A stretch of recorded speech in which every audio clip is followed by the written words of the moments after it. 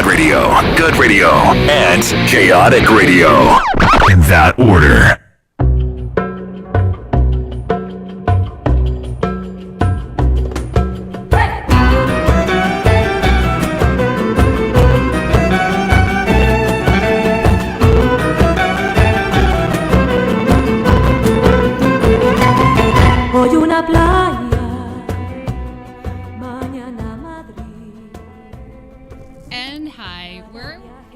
Our first show with Women Talking Football, which is a show about how women can impact and influence the world's game. I'm Carrie Taylor, your host, and just wanted to start off by saying all thoughts are my own.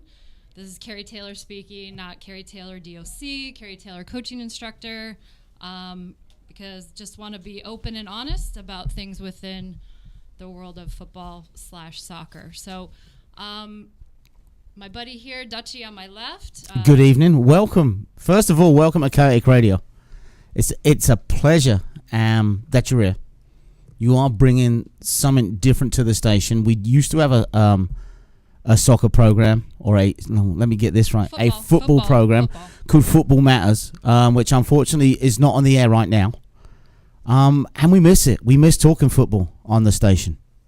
And we had a big following. There's a lot of... We know how many football fans are out there, don't we, Carrie? Absolutely, absolutely. And speaking of that, tonight's show, I wanted to kind of start off and talk about the club soccer world. And I had some stats here that I pulled off the internet, and I don't know how true they are because you never know what you get on the internet anymore. But there are 4.1 million registered youth players in the U.S. Wow. And they said there was over 9,000 clubs, which is... kind of crazy. Oh, we already have a phone call, which is amazing. It is, because, I've got shows that go on for months and no one bothers calling me, so... Well, I kind of set it I kind of set it up beforehand. So, calling in is my good friend, Dalton. She is a female A-licensed coach and director of coaching at Soul Soccer Club in Santa Barbara. Is she on the line? Yes? Yes. Okay. Dallery, go for it. Can I hear you? Hang on. We're just checking the volume here a little bit. So we had a little technical difficulty, which is awesome for the first show. So we roll with it. Be flexible. Okay. So while they're sorting that out, no, I can't hear. So while they're sorting that out, we can... We just carry on. I mean, we'll I know me and Mike. We had a technical problem the other day. We thought we'd sort it out. You've had phone calls all night, though, right, Mike? Yeah, we had a couple calls earlier, but let me test the phones. I'll let you guys do your thing. Okay, no problem. We can roll with it. We can talk a lot about club soccer. So, Dutchie. I think I found the answer. She hung up. She hung up. That's what happened. Okay. So, anyways, club soccer. You've been involved how long in club soccer? Oh God, in California since 2009, but all over the place. I started in Michigan, and that was kind of my introductory into the club world. And it's amazing how every state is different. And when I moved to California, I kind of said it was soccer on steroids. So. What's your take on that, being not from California either? It's the only state that I've been involved in soccer in, and it's crazy how many players play.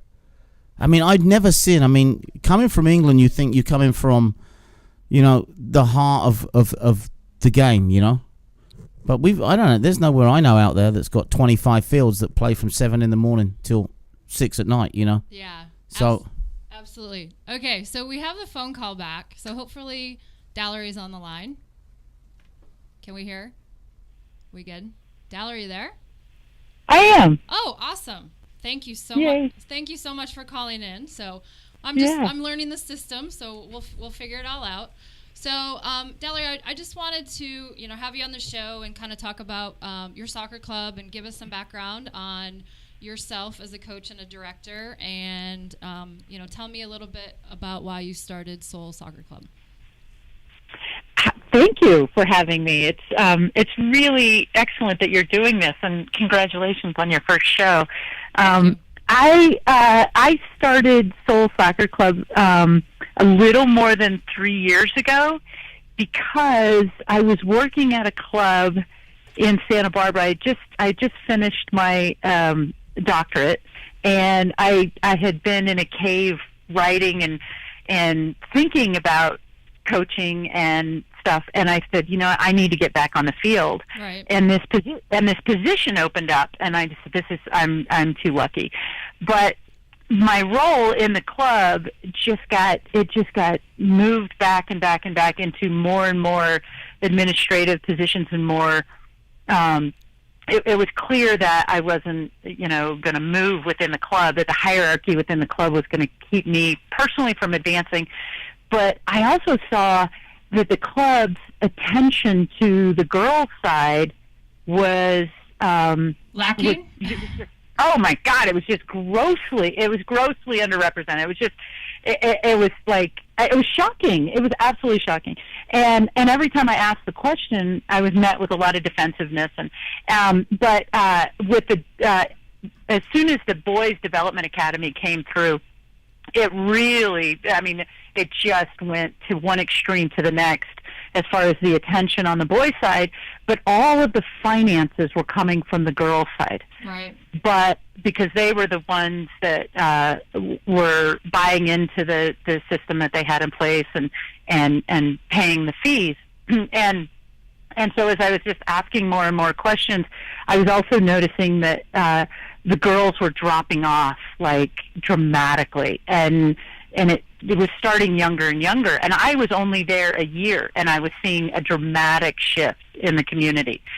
And so I took a break, and I took a few months off, and I said, "Can this happen?" And I started asking around in the community about where the girls were and where they were playing and what opportunities they had, and it just seemed like it just was a really good time to start something for the girls and have it be specifically focused on the girls. So that was 3 years ago, and we started with 2 teams and 25 girls, and we're now 3 years later at 100 girls and running several side programs like futsal and clinics and stuff. So I think each year it's growing, but there's certain limitations that we're certainly facing and challenges that we're going to have to tackle as we grow. But we're growing, and I think we're making it possible for more girls to play, which is the key here. And also, I think we're focused. Also, what I noticed in the other club that I was working at, there I was the only female coach, and when I was brought in, I was. Yeah, another more shocking, right? I was brought in and I replaced the only other female coach. And when I submitted my application, the director of that club sent me a note and didn't say anything, salutation, thank you for sending your resume in. He just replied to me, "Are you a male or a female candidate?" Interesting. So I think that my role was to replace the other female candidate and make sure they had a female in the club, and so I saw that there was also a need to support women coaches, which is a major part of our club. Is that we intend to mentor and bring female coaches through the ranks, not just female players. So. Well, that's absolutely amazing, and the growth in the 3 short years, that's definitely commendable. And can you kind of talk about where you get your players from and how you're impacting the diversity issues that are in the game? I mean, not only with the coaches, but where your players your player base comes from. Yeah. So. We do have the traditional players, which come from an AYSO background. So they start off recreationally, and they play, as early as 5 years old. It's shocking to me that they start that young and even younger. And then but they start to go through the AYSO system, and they go through the all-star programs, and they become increasingly more competitive, and the girls and their parents start looking for something more stable in terms of their coaching environment, and something with the coaches that are more that have a background in coaching and have a background in soccer, and so they start looking. So there's the traditional pipeline of AYSO players or players who start off recreational and then want to play in a more competitive environment. But there's another place that we look, and that is through in kids that we would be their introduction into competitive sport, but not the introduction into sport that they really got introduced through family and cultural influences. So that's predominantly the Hispanic community in the area, right? And those girls come out of playing with their brothers or playing with other boys. So there's a couple of leagues in our area that are all boys teams, and they're only on Saturdays, and some of them practice, but it's really fun to watch. You go out on a Saturday, and it's just all the families are out, and they stay around and watch all the other games. And I went out to these fields, and I said, because people had told me about these new leagues going on, and I said, oh, these are really neat. And I said, but where are the girls? Right. And people would say, oh, either they don't play, or there's just not any girls teams. And then a few of them would point out onto the field, and there would be, on every team, there would be at least one girl. Some had two girls. And so we started inviting those girls to play, and what's really great is they still play on those boys teams, but mostly because their uncle coaches and they're good players. Right. So their uncle says, you got to play with us. We won't let you go. And plus they love to play on the Saturday leagues, and it's a very community based experience for them.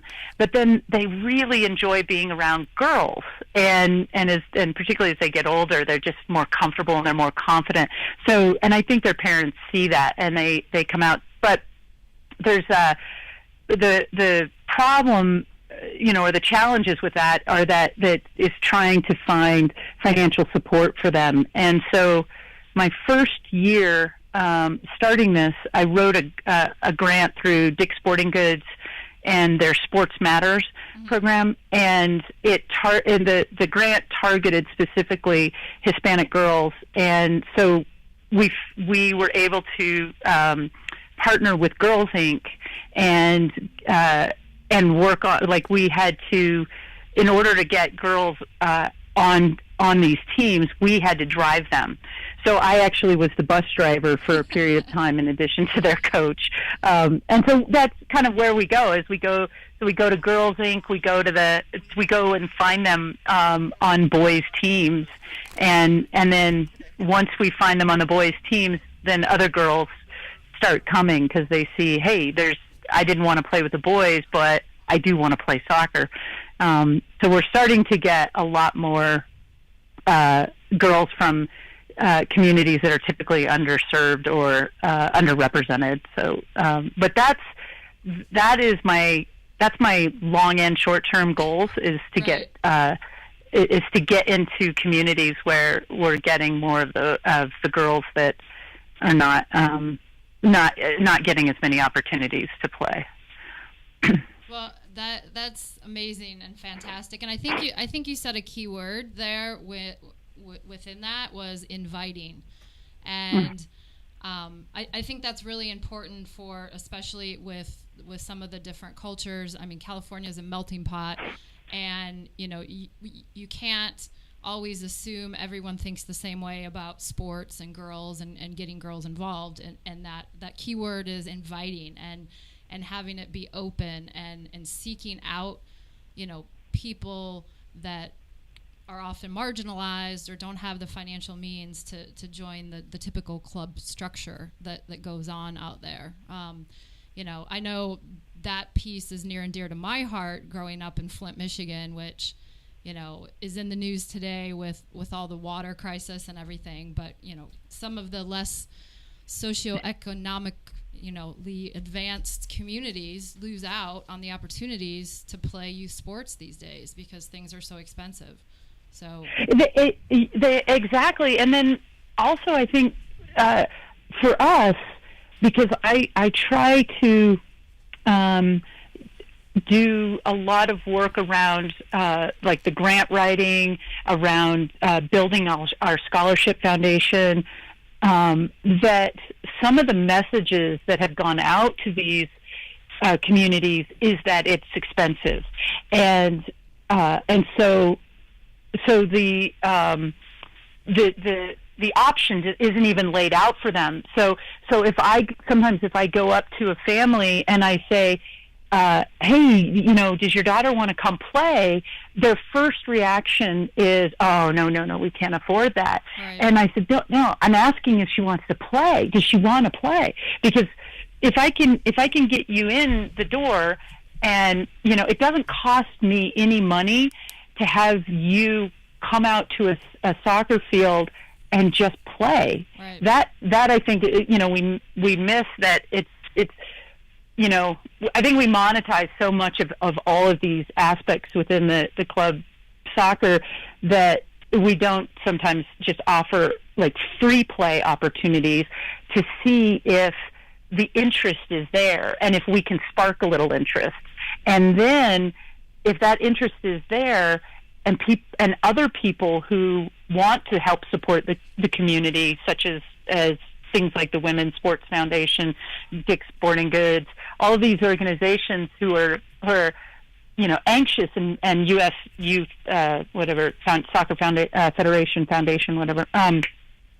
They want to help, but they're looking for programs that are organized, and they're looking for kids that are playing. So I think sometimes we forget that we got to get that first step in, which is let's get the girls out on the field and spark their interest, and then once we spark their interest, now it's time to go find some funding, because all we have to do is show people how enthusiastic these children are, and then I think that touches people, and which isn't easy.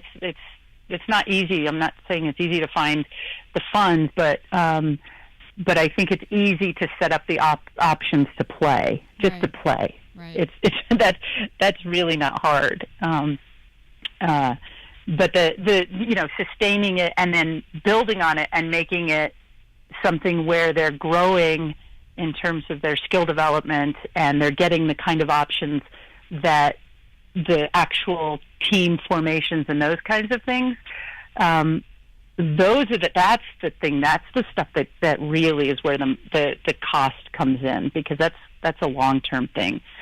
I have a question for both of you, ladies. Yeah.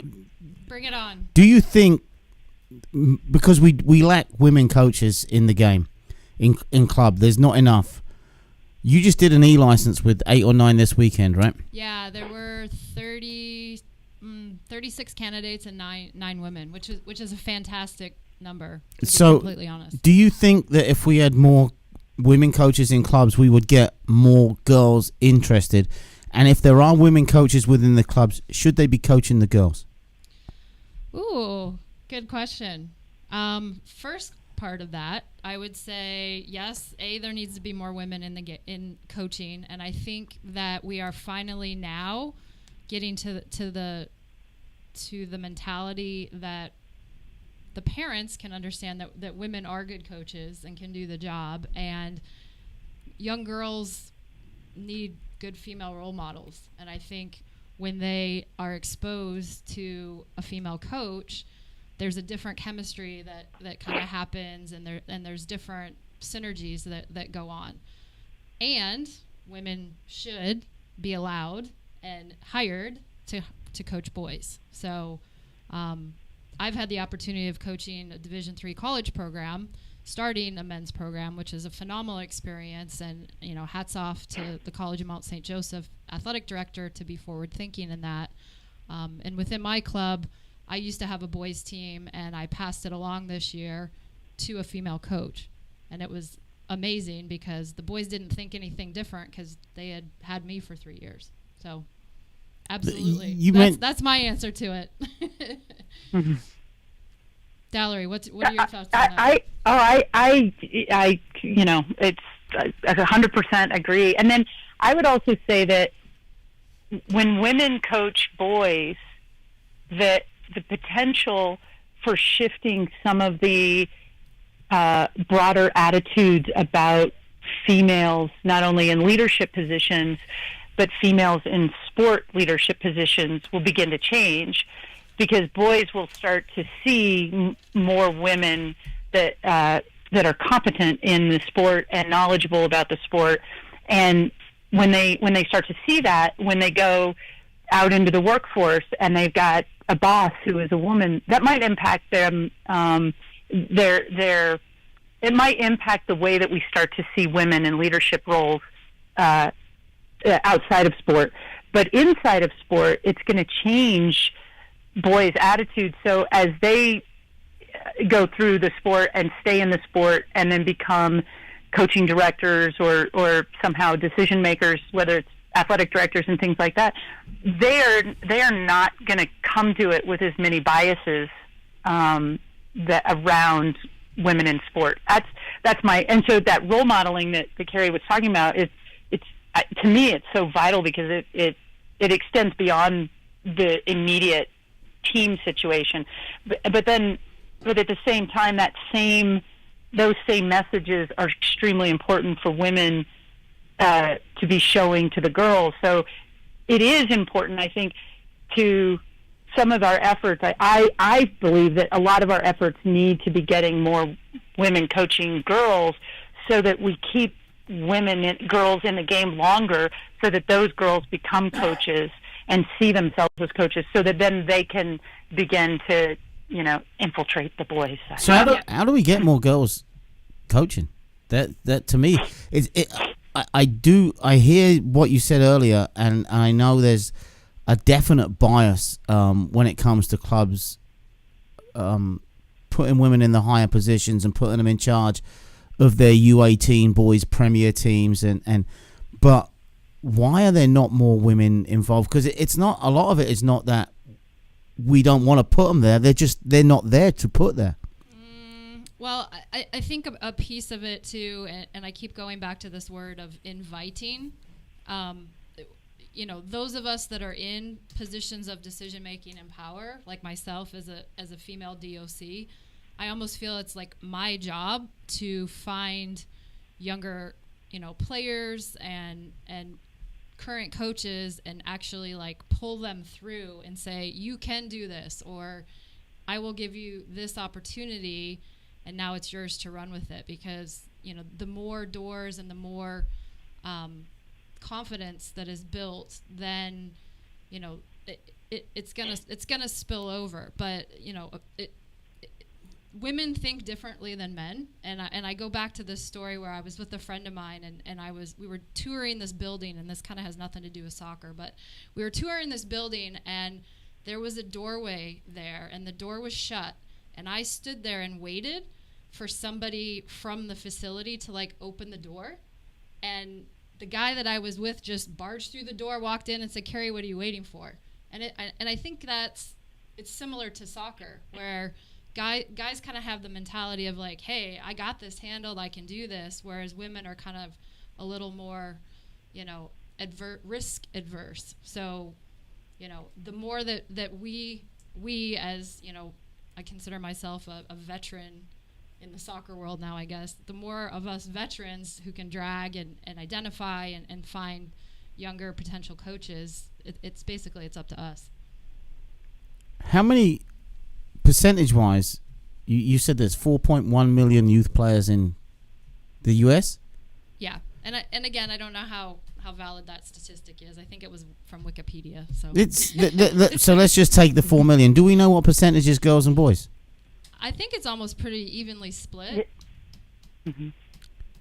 So it makes you wonder, doesn't it? If that's the case, because when I went into coaching 8 years ago, I was blown away by the amount of idiots who were coaching our players. You know, wait, 8 years ago, they're still there. Oh no, they're still there. Remember, we teach them. We teach them together. You know, and it blows me away that we're giving these coaches licenses to coach players, and in all honesty, some of them are nothing more than wreck dads who have gone to get an E license. You know, so when you do get a good girl that comes along, it makes you open your eyes straight away and go, right, we need to mentor her. We need to get her somewhere where she's going to go to the next level and the next level. The thing that I find when I come across a candidate who's a girl who's good is she's not just going to pass the E license. You know she's going to go to the D. You know she's going to go to the C. Right. There doesn't seem to be an in-between when the women come and do their licenses.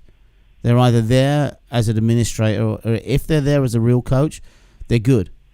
And I think that's because the ones who are not good enough haven't got the balls to go into that position, you know?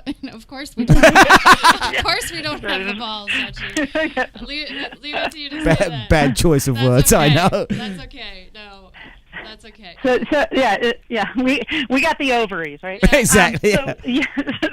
But you know, I think sometimes we forget that the environment that people are coaching in is not one that is particularly friendly? Exciting. It's not friendly. It's exciting. It's not, you know, it's like, so one of the things that I wanted to do within our club was I wanted to make it more collaborative, because we're already competing against these other teams. and so it's intensely competitive, and our status as a coach is being measured constantly by these these competitive experiences. And then you go into the one place that you should be improving yourself and getting better for those competitive experiences, and you're an island. You are competing with, all of a sudden, the same coaches in your own club, trying to, you know, make sure that you're not a B team coach anymore, or you're not, you know, as the woman who's got her A license or whatever, you're not being put with the U9 girls third team, because you're good at relationship building, and I put that in air quotes. And you know, so to me, the structures of these clubs do two things. Number one, there's no mobility. There's not even mobility for men, for that matter. But the mobility it's extremely hierarchical, and there's you know, they try to make up these positions like, oh, you're going to be the equipment manager, you're the field manager, so that we can give you additional jobs and stuff. But there's really no mobility for you to develop yourself as a leader or as a coach. So your lifespan as a coach is very short, and you're thinking, I got a family to think after. You're moving beyond the 20-something and thinking, like, this is not a career. I can't live on this. I'm not going to get health insurance. I'm not going to. There's so many issues. But then you also say to yourself, why do I want to go into that world where, you know, the guys are, doing their quote unquote locker room talk, or they're demeaning each other, or they're demeaning people through their language, by saying, like, there was several incidences where coaches would say things like, "Oh, we all know that the B team coaches, they're just junior varsity teams." So you're sitting there, and you may be on the A team, but your colleague, your friend, is that, and you know that they're being belittled, and it's just not an environment. Even if you're not the one being belittled, there's a certain sensitivity and a certain empathy that we've learned as women, because team is important, but then you get into these highly competitive situations. So I feel like to get more women in, you've got to make that environment a little bit more user friendly.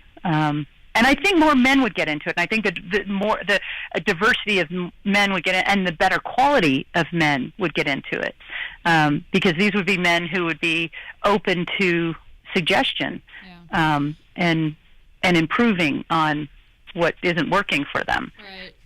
And I just want to interject, like within club soccer, I don't want to bash men because I love men. And there's plenty of allies of women in the game. Most of my mentors coming up were males because, I didn't see a lot of women coaching, but until I got to college and I was coached by 2 women, which was fantastic. But I think the key word is just making sure that, we look outside of who we look like, people that look like us. I mean, coaching directors tend to bring people in that kind of look like them. So, can we increase diversity? Those of us that are in positions of being able to hire within our clubs, we need to kind of open up our view a little bit and not just, hire the person that we know the best next door that looks like us. We need to be a little bit more diverse, and because with diversity comes difference of opinions, and you don't always want yes people or people that think like you. At least I don't. I want people that challenge me within my organization to be a better coach, who have fresh ideas and say, hey, what about this or what about that. So question, I want to get on a hot topic that I think will get some Do it. I like hot topics. Some good stuff going. So, recruiting within youth soccer. How cutthroat is it in California? Oh, it's bad. Do we need to change it? What can we do? Can we do anything about it? What are your guys' thoughts on how? I know what my thoughts are, but I want to hear your thoughts on recruiting within youth soccer. Go at it. I saw something on Facebook the other day, which from Surf in San Diego, where they said, you know what, we for the first time kind of thing, we know that this time of the year, kids are looking for other clubs, right? Other clubs are trying to recruit our players. Go play, go, and try out for those other teams because we feel we have the best, and you can go and try out for anyone you want. And you'll still want to come back and play for us. As far as coaches, individual coaches going and recruiting players, to me, you've missed the whole point of being a coach. The whole point from the ground up is getting a kid ready and develop. The word development is overused. That was my next question. Right, and development. Not done. We don't. I say we as in Southern California, coaches don't care about development. They don't care. They care about winning. They care about winning only, and that's and because of that comes the recruitment. Now, if you're going out to recruit players so your team can continue, and you have enough players to continue playing because you've only got 14 and one got injured and one of them's leaving because you know what? Guess what? She's too good for my team, and I actually gave her away to another team because that's what will develop her. I'm great with that. But when you get coaches who are going out to recruit the best players and steal them or promise them college scholarships, if you come with me, we're going to be playing Premier, we're going to be doing this. To me, we have to come up with some kind of rules that stop that happening and punish the coaches who are doing it because it's ruining the game. Yeah, I mean, I didn't grow up in California, and actually there are states out there that have rules against, poaching players and sanctions against coaches. And I think in one of my friends coaches in Reno, Nevada, and they have actually a tryout window where they say, here are the dates that you can try out. You can go to this club, that club, whatever, and that it's kind of reined in. And, you mentioned this time of year. Well, this time of year, like we're getting into Christmas, and I've heard horror stories from people out there who, their kids' Christmas was ruined because they, all their friends got the call to make whatever team it was, and they're crying on Christmas because they were the one kid on the team that, didn't get recruited or put on the A team. And I don't know. Dallery, what are your thoughts on that? So that window thing to me is really interesting. I coached in Portland, Oregon, a few years ago, and they had a window, and it was, the thing is, it was agreed upon among the clubs. Nobody mandated it to anybody. It's like there were some level-headed people in the community of all these different clubs who said, what are we doing this for? Let's, we're trying to provide the best situation, and we all believe that we have the best situation. And so in order for us to be able to operate, we can't have this chaos.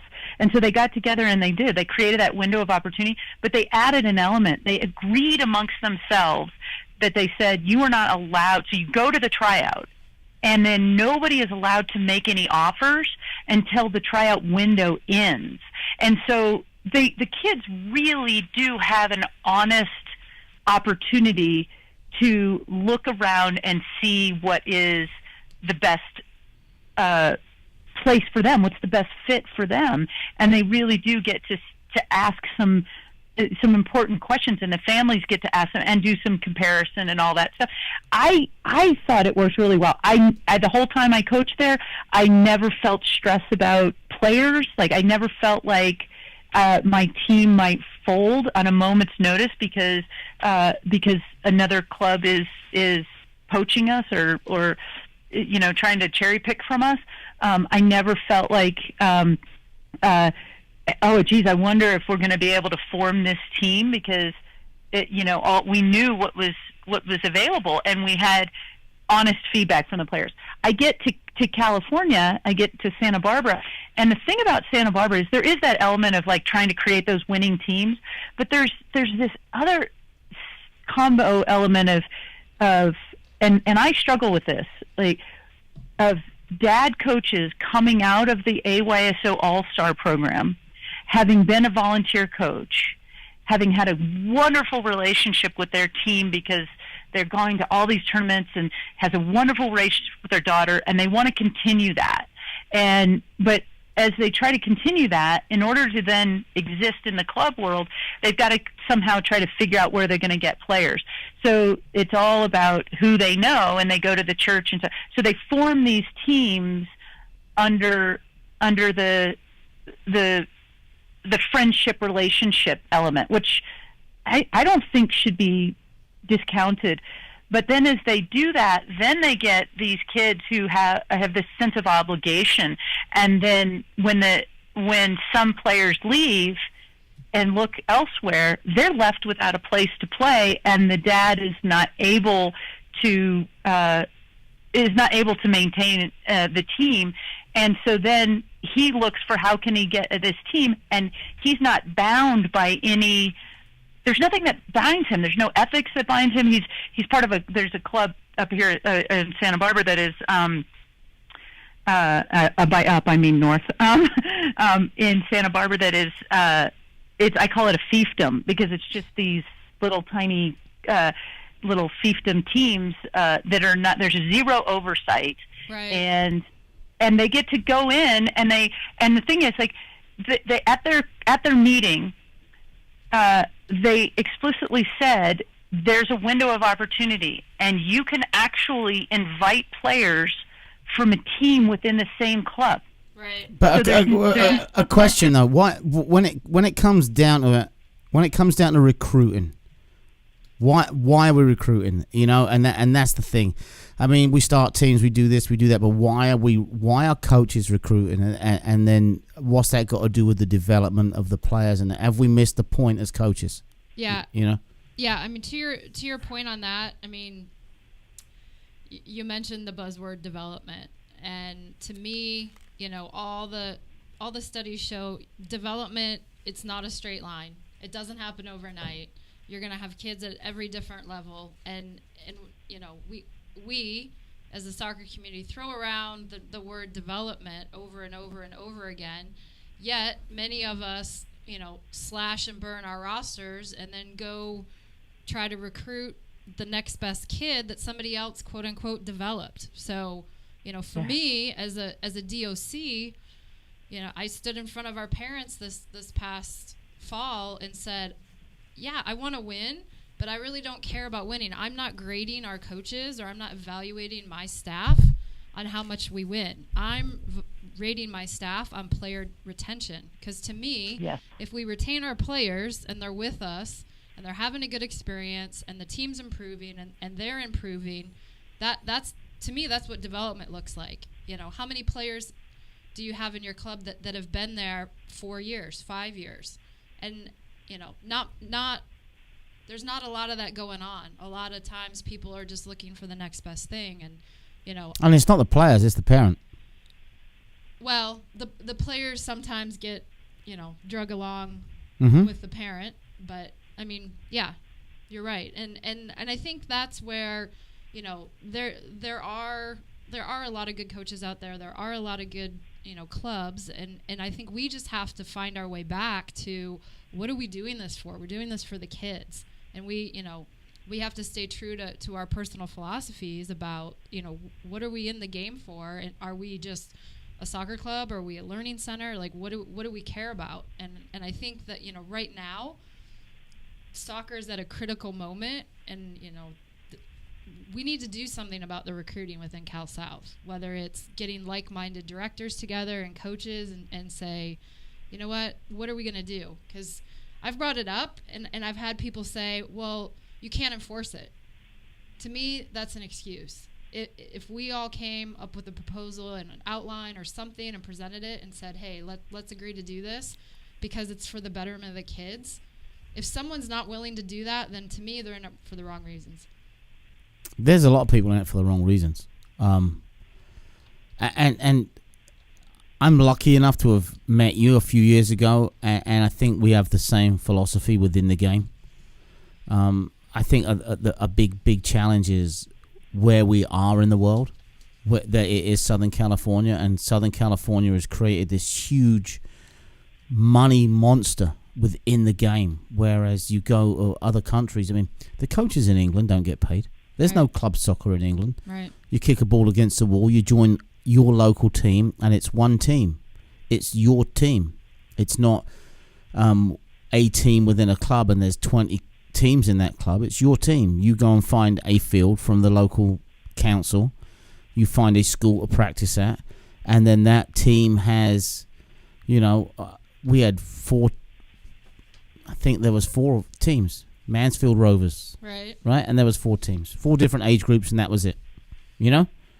And we didn't even consider ourselves a club. Yes, at the end of the year, we had a end of season party. That was that, but the money was minimal, and the coaches didn't get paid. And now you've got these money making machines where you have a tournament that creates $250,000 for, you know, and that everyone's so serious about the game. The parents are serious. The coaches are serious. We got directors of coaching. What the hell? We're paying someone $50,000 a year to be a director of coaching of what? You know? And by the way, I hope I get that job this week, right? But it's, you know? Yeah. And our best players, whether they be girls or boys, a lot of them can't even afford to go and play for a club. They don't know that there's scholarships given away. They don't know that there is a way in. And we're missing out on being able to develop some of our best players because it's become such a huge business now that it's scary. And that's and because of that, now coaches feel under pressure to win. And then because of that, they go and recruit. And the development goes out the window because all they want to do is win. And it's just this big monster. And Kerry, you're so right. We need to come together and go, what's best for the kids? What's best for the game, right? That these kids are playing, and know that it's. I mean, the game gives you more. When we're developing players, we're developing people, and the game teaches you that, and the coaches around you, and the parents around you, the referees, the respect. It's non-stop. And we got to kind of stop everything now and go, all right, we're going in the wrong direction. Yeah, we need we need to hit the reset button and say, whoa for a second. Why are we here? What are we doing? How can we stop the madness a little bit? You know, I think what's interesting is that since I've started this, and this was I've been doing this for between 25 and 28 years. Don't do the math on that, but so Too late. As far as how It's all good. We're experienced. Remember, we're experienced. Yeah, We're not old. We're experienced. Exactly. But this conversation has it's like it's been the same. I mean, I think, maybe the idea of the win at all costs came about, in the beginning of when I was, but it's still going on. And so it seems to me like nobody's quite come up with a strategy yet to take this on. And I think it's definitely about the money and stuff. But I think that we're missing it because we keep every new generation of parents that come through. For example, we have to re-educate them in terms of like sideline behavior. It just recycles itself, and at some point there's got to be like a cultural shift in what it is we're trying to get from this youth soccer experience or this youth sport experience. What are you trying to get, Darren? What are you, when you get up every day and you step out on a field, and we're so blessed and lucky enough to be in this beautiful game and getting paid and just having nothing but fun, what do you want to get out of it? Well, I am affirmed every day that I see a girl express herself with confidence. So there is a lot of, like, it's not as altruistic as it sounds. So like since I started this club, I have not received a paycheck for coaching. Or for any administration. This has been, a labor of love for sure. But there's nothing altruistic about it, because the reward for me is, and anybody I think that works with kids knows this, you get some immediate gratification, because if you spend any time with kids and you spend time with them intentionally trying to elevate them, elevate their confidence, elevate their skill level, elevate anything about them, is if it's just, you're just throwing positivity at them, and you get immediate feedback. And and sometimes it's challenging, but always it's rewarding. And because of that, you see kids grow. And it's so yes, the word development can be overused, but when you're actually out there on the field, you can run a single session and it's a single exercise, and that single exercise can resonate with a kid, and you see them, whether it's confidence, whether it's competence, it's something like that. And when I see that moment, I get like an adrenaline rush that lasts me for hours. It is, and so it's. For me, I want to get that reward. So you're not like coaching to put that you won such and such a tournament on your resume and list every single ever medal you won as a kid and or as a coach, like some people do, because right. But let's be honest. I enjoy winning. I mean, part of some of the stuff that I researched is why.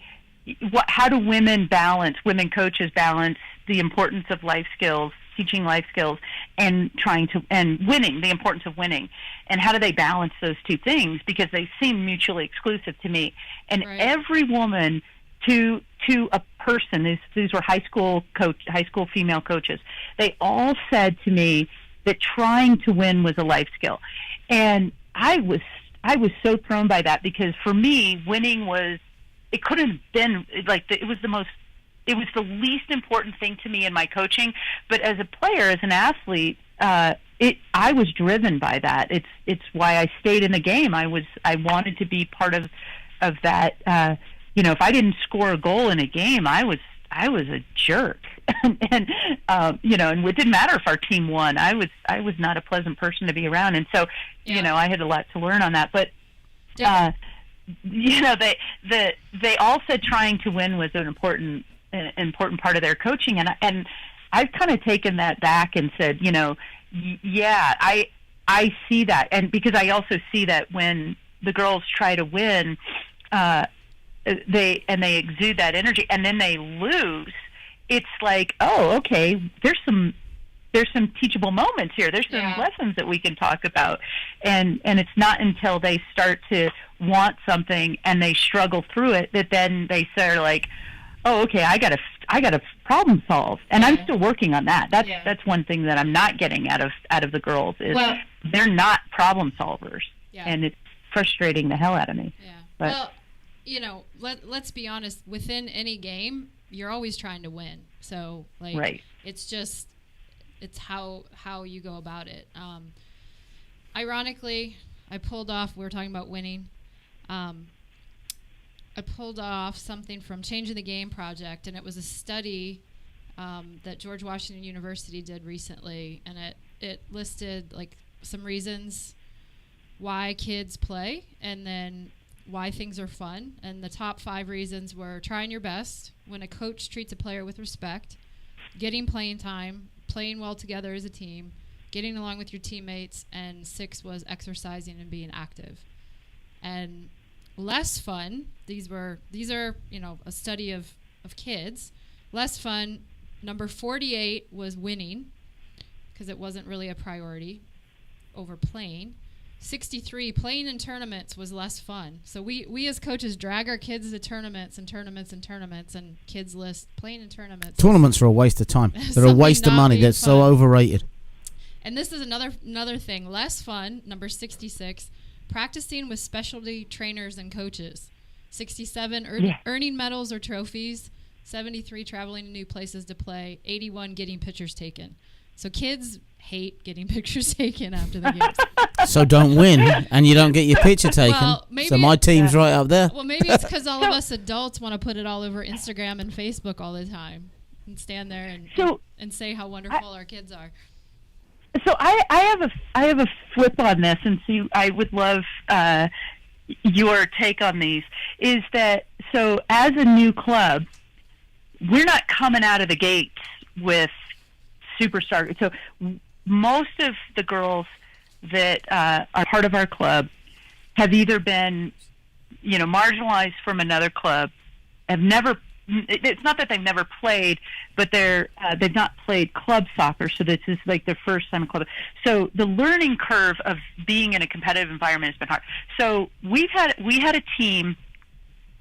So for 2 years, they've the first year they didn't win and they didn't score a goal, and then they at the end of the season they won their first game, right. And which is like isn't that the ideal story, right? And then the next year, which is this year, they didn't win a game, but they're actually scoring goals now. And then at the end of the season, they win a game. So they spend a lot of time losing. Right. And so we always talk about like, oh, well, they don't want to, winning isn't important to them. But nobody's asking these kids what it feels like to lose, and do they really want to be on a losing team? And I think that we do need to teach them some competence in this skill to keep them in the game. Valerie, hold yeah. that thought, right? Because we're going to go a commercial break right now. Cool. And it is, you know what? It's a good time to think about it. Talking about the winning and losing. My team lost 28-0 every game just about when I was a 10-year-old. Ha! Think about that. We'll be back in a few.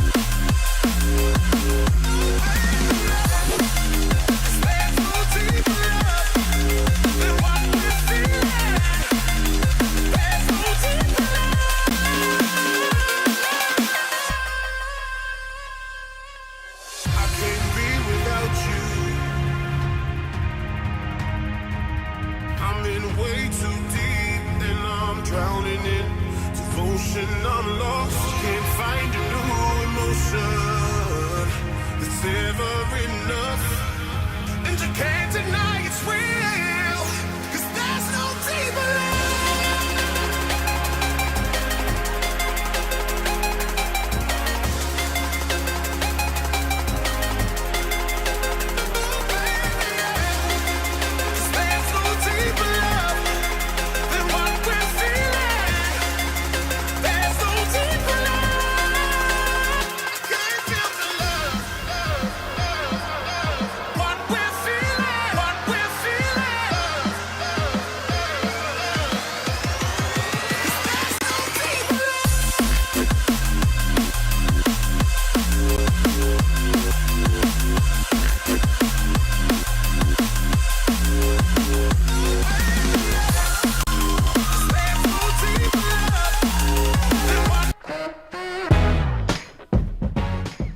What is that music? Hey, I kind of liked it. It was all right. Well, welcome back to Women Talking Football. Oh, women and Dutchie. So you qualify. No, it's Women Talking Football. Women Talking Football. Show about women and the impact and influence that we can have on the world's most beautiful game. Before the break, Dutchie, you brought up winning.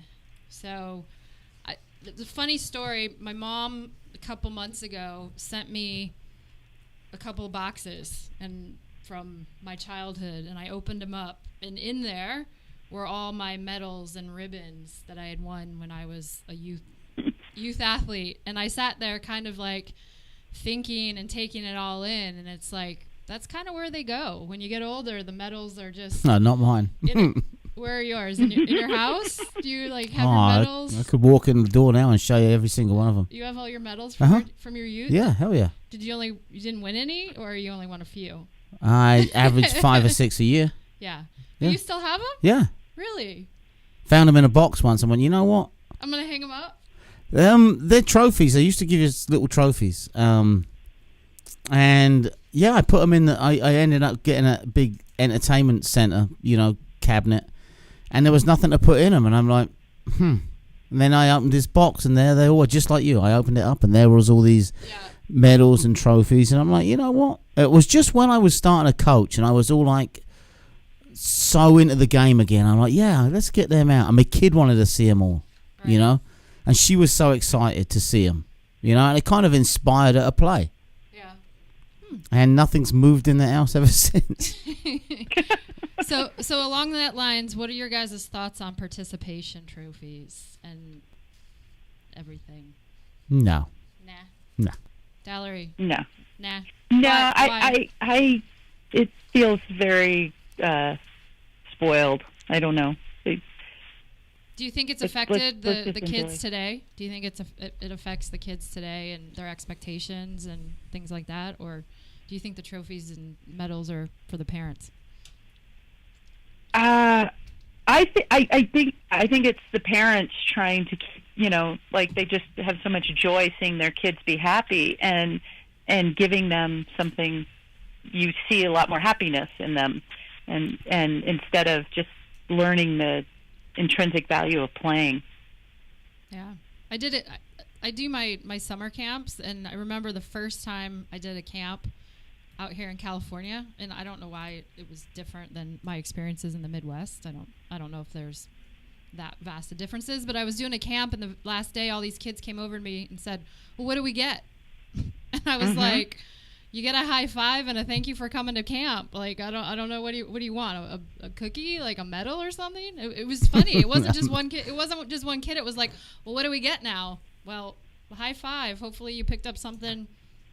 Maybe your Cruyff is better or something, but yeah, they wanted something. Whether I don't know. I mean, I don't give out participation trophies or certificates. No, I certainly don't mind that if you go to a camp or you go somewhere that everybody gets a T-shirt. Oh yeah, I give T-shirts to remember being there. I'm not that cheap. I get T-shirts. But you know what? You get a nice T-shirt. To get a trophy, to get a medal, earn it. Be first. Yes. Win it. Yes. Win it. Simple Yes. as that. Yes. And It's funny when you said, you open a box and there's all your medals. Why did you win medals? Why did I win medals? Because I was the best player and I played for the best team, which is where the best players are going to end up as a natural progression in life, in sport, right? If you start off as a 10-year-old and you're just okay, and as an 11-year-old you get better, right? You're going to go to a better team. That's what we're talking about when we talk about developing a player. You can't develop a good player on a bad team, and you can't develop a bad player on a good team. So we have to find a spot for them. So the good players should end up on the better teams, and then you're going to win medals. And then you're going to go, if we develop in the game the right way, they're going to go in towards, in this country, colleges, right? Right. And whether it be boys or girls, and depending on your level, and we know there's a lot of bias going on, so some players not so good will end up on better teams and the other way round. And then it gets to, we're watching the World Cup and there's players that someone coached somewhere. And that's the natural progression, right? So where does winning come into it? You're a DOC, and you said a minute ago, I don't grade it on winning. I don't grade the coaches on winning. You don't grade the coaches on winning. No. And I had a DOC who said the same thing. I don't grade you on winning. And then he sent out an email saying, okay, so you should be training 3 times a week now instead of 2 times a week, right? How many games have you won? And I sent an email back. There was a group email saying I thought winning didn't matter. And there was silence because there is, these DOCs do put pressure on coaches to win, and the parents do, and not enough coaches stand up and go, it's not about winning. But when you do that, the parents look at you and go, why is my kid on your team then? Why am I going to play for you? Do you get that? Yes, I mean, you get that. I think, you have to kind of create your own environment a little bit. And I've been at, multiple clubs, and every club philosophy is a little bit different. And I think that the key thing, for coaches is finding a fit that works with what your philosophy is. If what your values and beliefs as a coach are not in line with the place that you're working at, then it's not a good fit for you. And I think a big part of coaching these days isn't just the on the field stuff. It's also, engaging with the parents, not managing the parents, but engaging with the parents and making sure that there's good communication and trying to get the buy-in of, your belief in, hey, here's where the team's at. This is what I'm going to work on. I believe in development. We're going to win, we're going to lose, we're going to be somewhere in between. And I think if you can set the expectations and manage the expectations, no, is everyone going to be happy all the time? No, absolutely not. But it's also our job to not just ignore the parents and say, get out of my face. Like we have to share what we're doing with their kids. And if you're consistent with it, if you build it, they will come. It's kind of, how I think about it. I couldn't agree more. I think the parents are a bigger part of the game than everyone realizes. That if you don't have the parents, you've lost your team. Whereas, if I've got a team of 14-year-old girls, there's no politics for them. It's their parents who are running. If I can get their parents on my side, I got a successful team, or I got a successful base for a team at least. I think the parents create more problems than anyone. But I agree with you. That's down to the coach to make sure that those parents are informed and know what we're aiming at in the big picture. Yeah, and then as the kids get older and age, I also coach high school as well, and I try to set the expectation with the high school players and the high school parents right away, and my role as a high school coach is to help the girls become advocates for themselves. So I meet with the parents, lay everything out in a meeting, and then I go through the kids for everything because the kids are playing with me. They're playing for me. So I need to teach those young women how to talk to adults properly and not, let parents fight their battles for them. So and it's worked so far. So far, knock on wood, hopefully. And I think that as coaches, that's our role too, is to prepare kids for real life. When the field goes away and the X's and O's go away, can they do a college interview and have that confidence that Dallery was talking about, and can they learn how to talk to a boss and negotiate a contract and stand up for themselves, or whatever it may be. It's not how good you can kick a ball and how many goals you score. It's those life skills that were mentioned earlier. I love the fact that you're doing this show, right? Because when we were in San Diego recently, right? Oh, we? Yeah. We, yeah. me and you, oh, yeah, right? Yeah. Me and you, right? I was like, okay, when was I in San Diego? And I sat and watched you, and tell me what the other lady was with, what her name was. Carla. Right? From Arizona. And you two were just like scary. Like really scary. Why? Why was I scary, Dutchie? Because you were so scary. Yeah, and that's what surprised me. It's like, hang on, this is Carrie Taylor, and you were so like defending and women in soccer, like just like there was nothing that was going to be said. You remember that night? Yeah.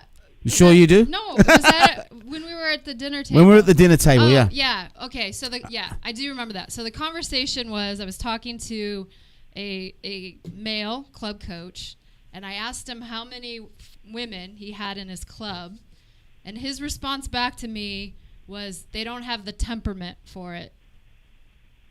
And then we went. And then it went. You looked at me and you went, whoa. Oh, you just said the wrong thing to the wrong person. And then he referred to me as a girl, so that like spun it even more. And yeah, you girls. I had to correct him about, I'm 44 years old. I'm not a girl. I'm a woman. So that's my own private thing. But yeah. But your passion for women in the game is beyond. It's so fantastic, And I came from a background where there wasn't a woman who I didn't know a girl who kicked a ball, not one. Right. When I left the UK in '91, so the whole women's thing was so new to me. I had zero respect for women's soccer because there was none. It was taught to me that it should be men and men only. It was a boys' game. And I came here and very quickly, the first time I realized that I needed to show some respect was when a woman put me just like on my ass playing in a co-ed game. I'm like, wow, and they can play, They can play, yeah. They can play. We can play. You can play, and then I got into coaching, and I had a daughter, so right. Yeah, what does Daddy do? My daughter wants to play the game, and I started coaching, and my journey through then and meeting you, and I met you when you were actually my instructor. Yeah, how'd you like that? Did that catch you off guard? Yeah, I went, oh my God, I got a woman. I got a girl. I got a girl. Right. I had a girl teacher. One of the things that you said, and you said it a few times, doesn't matter if you're a man or a woman. If you get out there and you show you can do it, you earn the respect.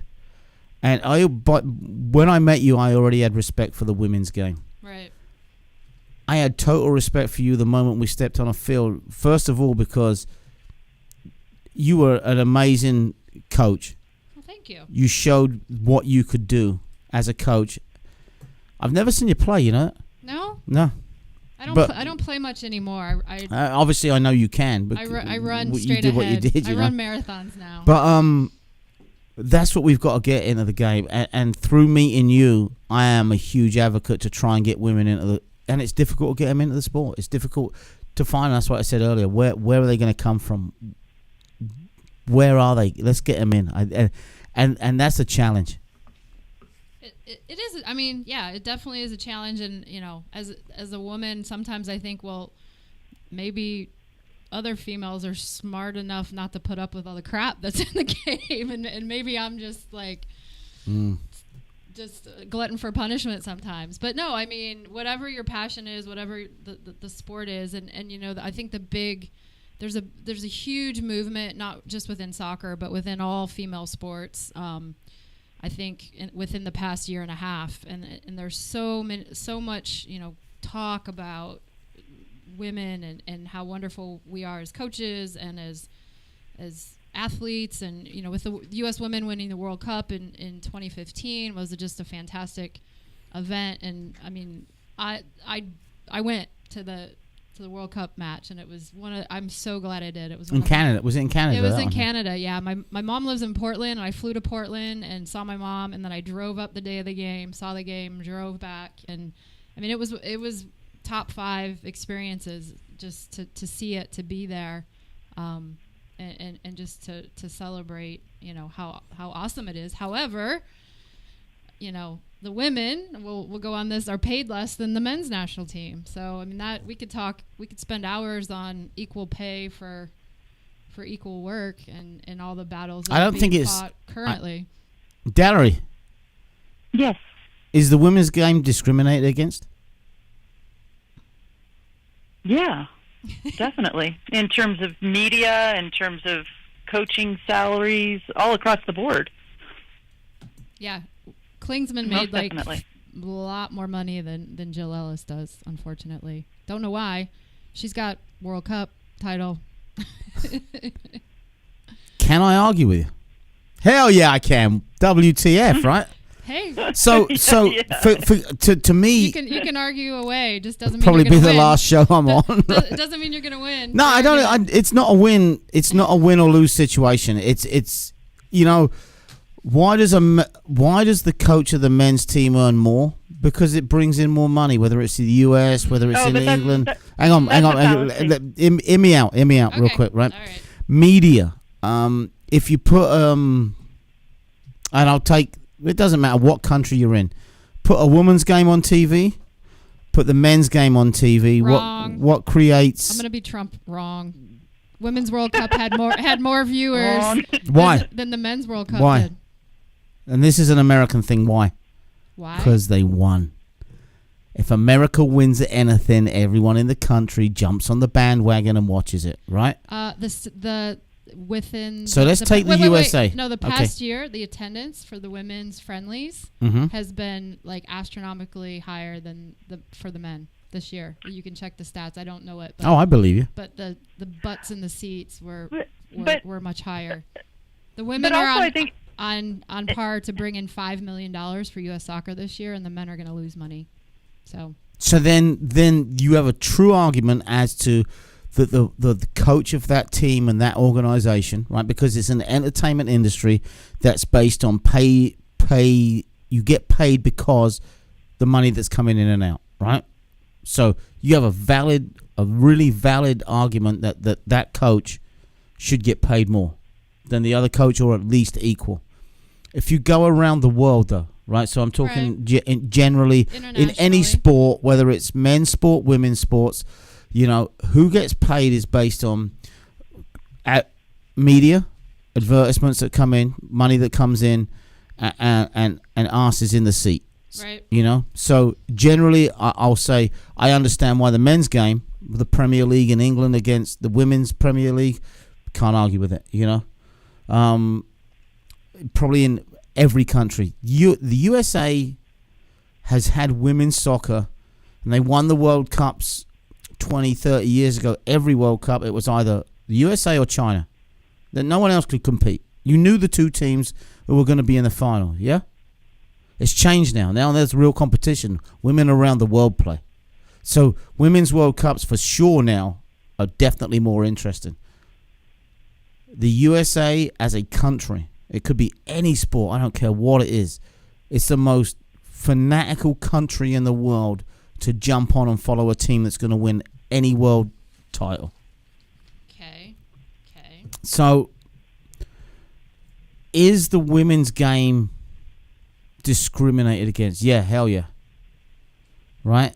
Certain things is just, to me, is just it's created from the dollars that come in. Do you think it's the time, like the number of years that U.S. men's national team's been around a little bit longer than Yeah. women's national team? Do you think it's just going to take some more time? I think it's going to take get- some more time. to get on Me and you par? were talking in the break about. I said how many women are involved in the MLS, and it was just like throwing it out there. But then you kind of shocked me when you went forget MLS in the women's. How many head and- coaches in the women's? In the NWSL, Laura Harvey is the only That's just female coach. it's wrong. It's just so. How do you change that? If I knew, I'd be a millionaire by now. If I had the magic formula, I'd be like selling it out there. Again, I mean, it goes to who's making the decisions. Are women, putting their resumes in for those top level jobs? And, they've done some studies, and I've heard talks saying that, men will apply for jobs when they know they're not qualified, but they'll put their name in anyway, whereas women won't apply for a similar job because they feel they're not qualified because they don't tick all the boxes. So, I mean, it could be, are women going after those jobs, or are they... Both you and Dallery are A-licensed coaches. Correct. Right. There's 4 female A-licensed coaches in all of Cal South, and you're talking to 2 of them. Wow. So You're in good company. I know Jesse. I am, You're in yeah. really good company. So is it based on the owners of these clubs? Well, no, that wasn't the question. The question that went through my mind was you mingle with these women, right? You know all these women. You know the women who've got the A licenses. You know the top coaches. You travel around the country. I'm guessing you do as well, Dallery. Do you look at the women's league and go, "Oh my God, I know a coach who is way better than that dude there who's coaching this team"? Or is it based on merit that, you know what, there's not a woman coach who is better than the person in that job, whether it be man or women? Take gender out of it. I am definitely not a supporter of sticking a woman in a job that she's not ready for or not prepared for. I'm not for, let's hire a woman, but I think there are some very high level quality female coaches out there that should and could be coaching the NWSL. Now, many of them are coaching in college, and there's probably a lot more job security in college, so maybe they're just Could be that, yeah. smarter. Who knows? And they just want to, stay in their good, Comfortable very- environment, earning very, their quarter of a million, half a million a year, you because I'm know, sure they earn the. fairly safe with camps and everything, the whole package basically. Or do you want to take the risk and coach in the? It would be a gutsy decision. NWSL, yeah. You know? I mean, so, to say, oh yeah, we should mandate or it should be all women, I think there definitely should be more, and there are a lot of qualified women out there that could do the job. Dallery, what do you think? I wonder in this process of having hired how many women actually, did apply. I mean, it would be really interesting to know if women actually applied and then they didn't hire them, because I think his question is pretty interesting about are there women out there that we can think of who would do better than the current coaches in the NWSL. Yeah, and you got I a good don't know. point. If they don't apply, they're not getting. Right. So that's a great. I would love to know how many women applied for those jobs and got turned down for some guy who's maybe not quite as qualified, but the owners are like, we need. But I don't know. I also think back to Carrie's point a while ago where she said it's one of her jobs is to go out and find women. Is, in football, they have the Rooney Rule, right? Which is to say that you cannot hire upper-level NFL administrative positions unless you have a candidate of color.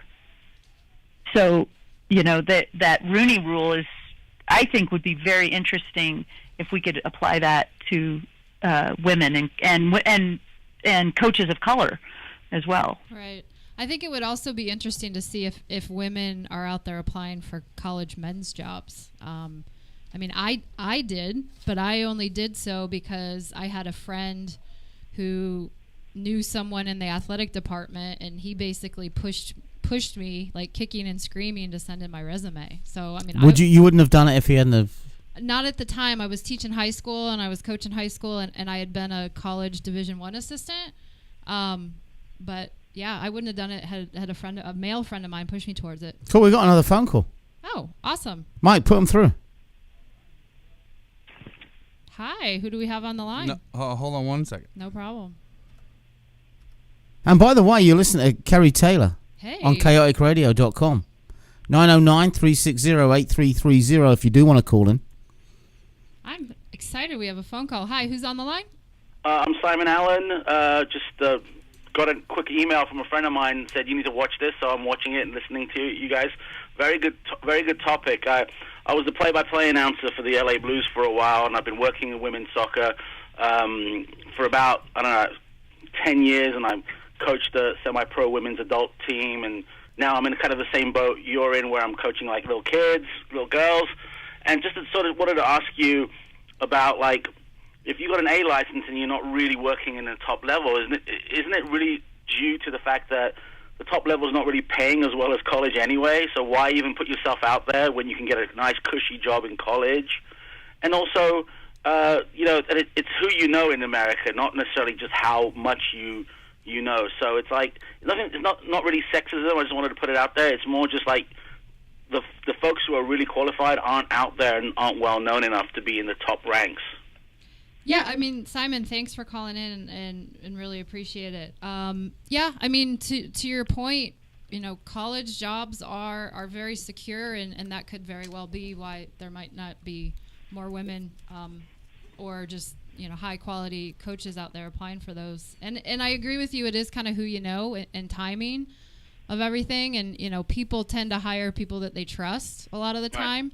But I will say, if you look at club and or college structure, those people that are making the final decisions, the boards, the DOCs, if women aren't really highly represented in there, chances are, that final decision isn't necessarily going to be like, hey, let's hire a woman. So yeah, I mean, again, I'm not here to bash men or anything like that by any means, but and that's why I said, like, I think it's important those of us that are in key roles that can be the decision makers need to really do our due diligence and reach out, to different types of people in the game. So were you coaching? Just add that, very, very recently, 4 or 5 years ago, I had my arm twisted and I was hoodwinked to coach, little girls, like your co-host. And I got to tell you, it's been more rewarding than coaching men and women. It's just been something new every day. So I hope you coach for a long time. I love that. What makes it so different to you? Because I love hearing that. Well, I figured out a long time ago that I have more patience for children than I do for grown people. Because if a little kid is like, if you ask a little kid, hey, did you take that piece of candy? And they say no, and you just say, hey, did you take that piece of candy? And they say yes, you just know they're just kids. That they don't know any better. Right. You sort of encourage them that way. But with a grown adult does that, you're like, come on, you're a grown adult. And so the patience level grew and grew and grew with children. And I hope in the future I'll be a lot more patient with, like, when I go back to coaching adults. Right. What age you coaching now, Simon? Under 10 and under 12, and next year under 14. So it'll be three different levels. But I coached a women's team called Elephant and Castle Football Club, or Elephant and Castle Ladies Football Club here in LA, and it was my introduction to women's soccer, and I haven't looked back since. That's awesome. We need quality coaches, both male and female, and personally I think a lot of high, quote unquote high level coaches, they always want to coach the older players, and personally I think the best coaches should be coaching the younger kids, because that's where a majority of all the learning takes place. So definitely agree with you. So kudos to you. Oh man, I've got nothing but respect for anyone who coaches under 10s. I don't, Yeah, when you did your national youth license with me, poor Dutchie was here, and he had like recreational 8-year-olds. Oh, keep him away from And he it. was like, I can't do this. I can't do this. I can't coach these kids. I can't do it. And I had to talk him through. I was like, yes, you can. You can do it. And he was wonderful. So, Simon, I mean, the big thing, this is our very first show, Carrie's very first show. Woohoo. And it's WTF, Women Talk Football, women in football, women in general, you know. You're coaching kids. You have an A license? I have an A license, but I didn't even have a license when I was coaching the ladies team. So I didn't even need a license. The person that was hiring just said, "Oh, I like your I like your accent, and I know you played before." As they do. Go, and he was right. And let me go ahead and give you this particular job, and I loved it. And then after that, I got involved with women's soccer a lot. I was the play-by-play announcer for the in the W League, Okay. and then it just grew and grew. My love for it just grew. It's not a different game. It's the exact same game, which is different people in it, and they're all qualified in there. And the game, it has finesse and skill and strength, and I look at people who say, well, it's the women's game, it's different. I go, yeah, it kind of is. It may be a little bit different, but deep down, it's actually tougher, rougher, more skillful, can be faster. You just got to sort of sit back and relax and watch the game like you would if you were watching Swansea and Liverpool or something. So how do you Simon, you're amazing. Thank you for calling. Carrie's clapping. She's like, I'm yeah! clapping. I am like... How do you get women, how do you transition those women from players to coaches? Well, that's the tough part. I mean, I'd sort of add that I've had a soccer podcast in America for about 11 years now, and I talk about it all the time. And part of the problem is that you have to tell women who are soccer players that when you're, and I do this every year, I say little girls can only go so far when they look up to a guy like me as a coach. What they need is a female role model who's going to show them, like, in 5, 6, 10, 15 years where you can be. Yep. And that sort of higher calling can get to some of the women coaches to essentially sort of try their hand in coaching at whatever level. And it's something that I face every year. I've been facing every year. I ask my friends who are women soccer players, to come and coach just 1 or 2 sort of training sessions, because I don't want a 10-year-old girl to look at like a big, fat, hairy coach and say, well, that's my future, I don't want to do it. They want to look at a girl and say, hey, that girl is now champion with USC. I can be that in 10 years. Right. Well, if you ever need me to come out and do a session, I'll do a session for your team. All right, you're on. Okay, done. Don't have to twist my arm. Done. We'll connect afterwards. But. Okay. Simon, thanks for calling, man. I appreciate it. Spread the word. My pleasure. I'll keep watching. It's a great show. Keep it up, please. Oh, Thank you. Thank you so much, Simon. My pleasure. Cheers. Bye-bye. Bye. Interesting. That made me so happy. I can tell, yeah. I'm like, yes. I'm excited. You know, it is. One of the things he said, I said I'd never coach girls, and I went to coach them first time about 6 years ago. The pleasure from them is 10. You can't even compare it to the boys, because, first of all, the girls learn quicker. They seem to try. They're more open-minded. Yeah, I think. for sure. They're not as... And they enjoy the game more. They seem to enjoy life more. At that, it's both times I've coached them. It's been U14, U15, and they seem to enjoy it more. They seem to enjoy the ups of it more, the downs of it more. Sometimes, we talked earlier about winning. Right. There's nothing better than winning. Come on. I agree. I'm one of the most competitive people out there. However, there's ways to win. And I think that... There's ways to win from coaches. There's ways to win from the players themselves. And my biggest challenge on the girls' side is getting them to always compete at whether it doesn't matter what level you're at, whether you're the lowest level or the highest level, but actually give everything you got. And that's always been my challenge with the girls, not the boys. Yeah. Dallar, you were mentioning... Are you still there? Oh, yes. You were mentioning Yeah. with one of your girls' teams getting them to compete recently. I think that you were struggling to like get them to have that killer instinct. Can you talk about that a little bit? Yeah, I think it's like we've done so much bashing, not just us here, but of winning, that sometimes we forget that parents and players, they're actually afraid of losing more than they are of like winning is everything, and they're just so fearful of that sadness, because like what you were saying about these girls having an immediate reaction and an immediate feedback from them. It's like when they lose and they're unhappy. I mean, no parent wants to see their child unhappy. So I think we just, and we're worried that if they're losing, that maybe they're not growing or they're not developing, because why are we putting them in the wrong competitive environment? And so I always struggle with this, like, okay, yeah, I'm de-emphasizing winning, but am I putting them in an appropriate space where they're not losing? Because losing can't always be good. Yeah, losing's definitely not fun, but if I think there's times like if it's a brand new team and you've got a group or you've just moved up in a division and you're going to have a struggle. I think you can kind of prep the players and try to struggle through a little bit. Have you ever had a season where you didn't win a game? As a player, yeah. As a not player? Not as a coach. Not as a coach. No. We've had won teams one now in the club that haven't won any games, right. and it's you stop and wonder. It's like, am I? And I'm not in control over where they play. If I was in control over where they play, the league is already predetermined for us.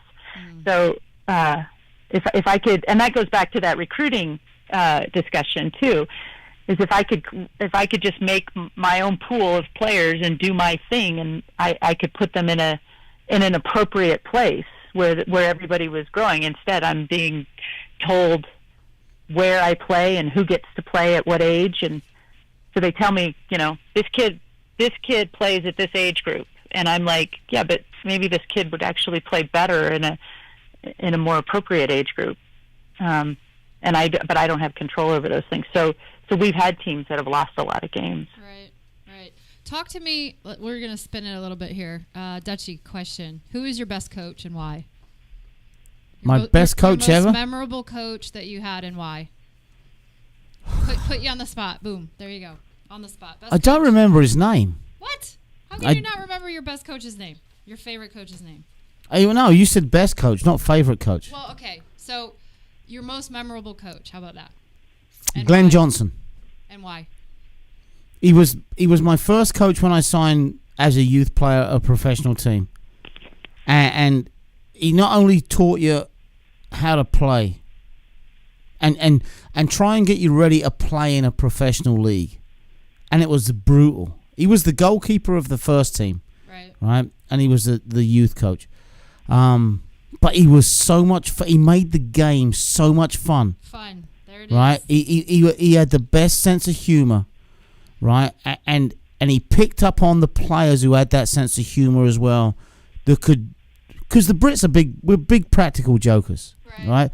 Don't give it if you can't take it. The banter. Yeah, and it was just unbelievable. And I was a punk at the time, right? I mean, I had the piercings in the ears and the nose and the orange hair and all that kind of stuff, But I was also once I stepped out onto the park, I was the ultimate competitor. And so was he, and he picked up on that. And I was the smallest player on the team, and he made me his captain. And just everything that he taught it was just unreal how he could get players to play for him. Right. The motivation. Yeah, the motivational side of it, through fun. So, yeah, Glenn Johnson. He was the goalkeeper at Aldershot Football Club. Awesome. Valerie, what about you? I didn't have great coaches. I think that's why I became a coach, because I said I was going to do a better job. But I did have a fabulous college coach, and it was the first time I had a woman coach, and it was 100% about the relationship. It was all about she cared about me more. She visited me in the hospital when I tore my ACL. She she took me out for beers and to play pool before I was 21. Oh, back, There's my favorite coach right there. you're dating yourself there when that stuff was actually like happening and acceptable. Yeah. Unacceptable. But I would have, I thought my life was over when I tore my ACL, and had she not been around, I would have never believed that I could have come back. And that was in a time when, you really couldn't come back after an ACL tear, because the rehab and the surgery was a much different process. And so, but I was able to play after that, and it was entirely because of her, of her support and her belief in me. So, she is why I became a coach, because I knew that we could do a better job. Yeah. And yeah. What about yours, Kerry? Mine, so I did have a lot of good coaches growing up, I think, and I will say my favorite coach is Linda Hamilton, who when I was in college at Michigan, we were a club team up until 1994 when we actually went varsity. But Linda was our club coach in 1993, and she was at the time on the women's national team and preparing for the Olympics. And she came in and we paid her, like, we had to fundraise money to pay her. And she just was this amazing coach and person who, she made it fun. She worked our butts off. But at the same time, she was training for the national team. So I got to see, like, what that true training every day, like running sprints on your own, was like. And she held us to a killer high standard. But, she gave us everything she had. And we had so many laughs and so much fun. And I think she was with me on my 21st birthday. Yeah. as was the assistant coach. Drinking beers. Yeah, I was as opposed to being under 21. I was 21 though. And part of the reason I think I always knew I was going to coach, and part of the reason that I did go into coaching was she had a big impact on me, and the awesome thing is she's still coaching now. She's at a Division III school in Texas. And she's coming to visit me this weekend to take a look at players. And, how cool. And we still have a good friendship today. So, Linda, if you're listening, or I'll send you the link. But thank you for inspiring me to be a coach. I appreciate So you put so many things with your questions. Yeah. With all questions that come, whether it be from every angle, and then it just triggers memories and it triggers things. Have you ever had a coach who truly believed in you when other people didn't, kind of thing? I think, yeah. I mean, yeah. I think Linda was that person. I'd say that because you triggered a memory of a coach, and then at the same time when I took over my girls' team, and it was a sad situation. I didn't realize it was even there. I took over the girls' team last year, right? U14s at the time, and went to our first tournament and played a girl. And didn't realize that she had been, and I already told you this story, that she had been the previous coach for the year before every single practice and didn't play 1 minute. Oh, yeah, you did tell me about that. Right, and then I took over the team and we went to the tournament, I played her, and at the end of the weekend, the parents and the kid came up to me almost with tears in their eyes. And I said, I believe in it, and I told the kids, I believe every single one of you, I've seen your training sessions, every single one of you is good enough to play on this team. If you weren't, then I would find you somewhere else to play. Right. And for 3 months, she played for me. And then because of the age changes, she was one of the players who had to move to another team. And her and her parents, again, came crying, actually tears in their eyes, saying, you have inspired me to play. And no, even though you're not my coach now, I want to play. I love this game. And I had a coach who did that to me once after I'd broken a leg a few times. And it was funny that we were playing in one of the biggest six-a-side tournaments in the country. And we got to the final. And two great teams. And I was probably at the time without doubt the worst player on our team. And we got to the final and my coach said, you're playing, and you're playing for one reason. You're the best man-to-man marker I've ever seen. And the guy that I had to mark the previous year had played in the European Cup Winners' Cup final for Aberdeen under Alex Ferguson. And everyone went, oh. Like, good luck with that one. Good luck with that one. And the guy barely touched the ball. That's awesome. And afterwards, and it was my best friend's dad. His name was John Brogan. And kudos to John Brogan. He always thought I was the best player in the world. He was always drunk. But he was a coach that inspired that. And I put that back to the game now. Well, and I think that's the true thing where where we started earlier tonight with this discussion is, what are we here for? We're here for the kids. We're here to make kids better. So, what we say to kids and how we say it, and, to have someone say, hey, I believe in you, it's everything. Dallery went to this event as well. We were at a LA 84 Foundation event recently, and there was a panel of Olympians, and then there was a panel of kids, and basically every single one of them had the message of, I had a coach that believed in me. I had someone that told me you could do it. One of the panelists, it was amazing. It was this Lexi Gillette is the guy's name, and he's a blind long jumper, and he lost his sight like as a teenager or 8th grader or something, and he had a teacher at school that said, you can still participate. I will help you. I will train you. I will Wow. help you. And now he's like a para-Olympian. He does the long jump, and he has a fantastic coach, because one person can inspire you to man mark like a phenomenal player. And I think that's where coaching, yes, it's a profession, but it's a passion that a lot of us have. Some of us are in it for the wrong reasons. I mean, I'm not in it for the wrong reasons, but there are people out there that are in it for the wrong reasons. But the impact that we can have on kids goes beyond the one season, goes beyond the It's lifetime. yeah, absolutely. And it can be good or bad. So if there's a crazy coach out there that's belittling kids and bullying, that can have an awful impact on kids. So I mean, we have a lot of power, and we need to make sure that we use it correctly.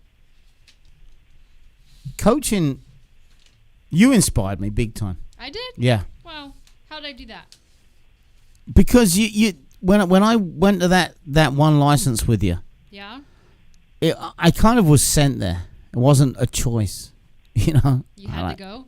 I didn't have to go, no, but I wanted to become a better coach. And the very first morning,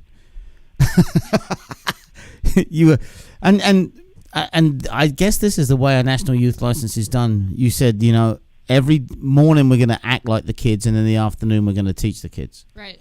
Right, and you made it so much fun, but showed how much you knew about it. When I get at the end of those 5 days, I knew you then as a person. Right. And I was so inspired by 3 or 4 coaches over the first 5 years of my coaching, and it just getting back from the game, from what you put into the game. And I didn't realize I knew so much about football until people like you brought it out of me, and that's the inspiration that I hope I can give to coaches. I hope I can give to players. More coaches than the players. I know that I'm good. I'm good. I'm not being big-headed. I know I'm good with players. Right. We got a lot of knowledge that we give back to the game, and it's fantastic that we're doing. I love the fact that you're doing this radio show, because I think in a different way we can give back to the game in a different way. Well, thanks for allowing me to do the show on your station. Oh, I appreciate so it. I'm excited. This is awesome. And, so am I.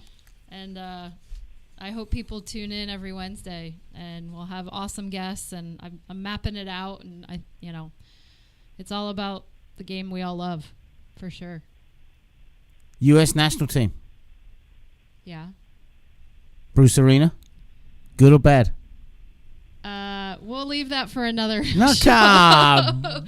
We'll leave. Oh, I nearly said Okay, short term short. Okay, I'll go on the record. Short term Band-Aid. We need a plan. Yeah, I agree with you. We need a plan.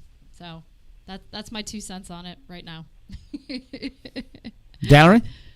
A plan would be great. A plan would be great. I wish him the best. I wish Anyone you got in mind? Anyone comes to mind that you think? The funny thing is I was talking to a friend of mine, and when Klingsman, got let go, they did like a top 10 list of candidates, and I honestly couldn't get behind any of them. I don't know. I think we're just at a weird space. Like, I think we're in a weird transition period, and Forget their top 10. I couldn't come up with like a better answer. I honestly. How about a woman? Well, it's funny that you say that, because I was looking at my Facebook little tweets here, and one of my former players said we need a woman coach in the men's national team. They might do better. That could shake out. They couldn't do worse, could they? Hey, well, again, I support both men's and women's national team, and I just think they're at a weird space, and we'll qualify. You know what? They'll qualify. You better qualify. Well. 3 teams go through automatically out of 6, 50-50. Come on, and then the 4th goes to a playoff. Yeah. Well, hey, that'll be another topic. That's a whole nother. That's a whole nother show. Yeah, it is. Yeah, it's a whole show. That's a whole for nother sure. show. I need content, so we can talk about that maybe next time. But how are we? Are we good? Are we good? No, we got 5 minutes to wrap it up. Minutes. Yeah. So, Dallery, any closing thoughts from tonight? Anything? Final thoughts? I am so. I have to. I just have to reiterate that I did the national youth license also with Carrie, and I was sitting. I know. I was sitting there just like pumping my fist, going, "Yes, this is." Everything you said was, and that was my favorite license. I've done the advanced national. I've done all the NSCA stuff. I've done now all the USSI. I haven't done any UEFA stuff, but the national youth license was definitely my favorite. And Carrie powered through mine because I think she was sick during mine. Probably. And you wouldn't have known it. There was no. You would not have known it. It was just so incredibly professional and like you said, inspiring, and just incredibly comfortable with the kids, which I think, that quality and that leadership is I think it has a lot to do with the fact that she's a strong woman, and I think this is a great opportunity, and I'm really glad that she's doing this. And I am definitely looking forward to the future, conversations, because I think it's just going to spark a lot of, a lot of interest in people wanting to participate. So I'm excited. Well, thank you so much for your participation, and so happy to have you on, and we'll have you on in the future. Dutchie, any thank you closing? Yeah, I'm looking forward to sitting through the window there and not speaking and listening to you and your women. Right? I mean, and men. An equal opportunity show, even though it's women talking football. But it's there's so much involved in youth football, so much. From whether it's boys or girls, it really doesn't matter. Youth football is youth football. I don't think it's so much the participation with the players that we're talking about tonight. It is more I want to see more women coaching. I want to see more women at the licenses, because when they do come, like I said, I think the ones that come are the ones that are confident because they're good. They know they're good. Whereas any man shows up, and some of them you just wish you could tell them, dude, I'm not giving you a license. I'm not. You're useless. You're stupid. You have no clue of the sport and your impact on the sport and the impact on the players you could have. Whereas when a woman comes to an E-license, 90% of the time, she's a player, you know? You can tell straight away. The first time they get we do our model sessions, and the ball goes to the girls, and boom, especially when it's the younger ones, Right. you know they're players. You know they know the game. Right. And I grew up in an environment where that did not happen. There was no such thing. So it's exciting for me as an instructor, especially to see the girls come, and then leave with a license. I want to see more of them, and I guess that's my biggest thing. Getting women into positions like you are now, Kerry, at Laguna United is, you know what? You care more about getting the women into the game, and it's a passion of yours, and it's you're gonna make it happen, and we need to spread that so it's not just women in the DOCs that are doing that it's men as well. Yeah. I will never put a person in a position because of their gender, but I will definitely be looking out to get more women in the game because the game needs it. Absolutely. Well, thank you for everything tonight, and thanks to everybody who tuned in on Facebook Live and who have listened in. Again, it's Women Talking Football. Follow us on Facebook at Women Talking Football, and also have an email, wtalkingfootball@gmail.com. So thanks, and we'll see you next Wednesday. Mike, I want to thank Mike in the booth. Absolutely, Mike. Thank you. It was Good a great job. show. Great show.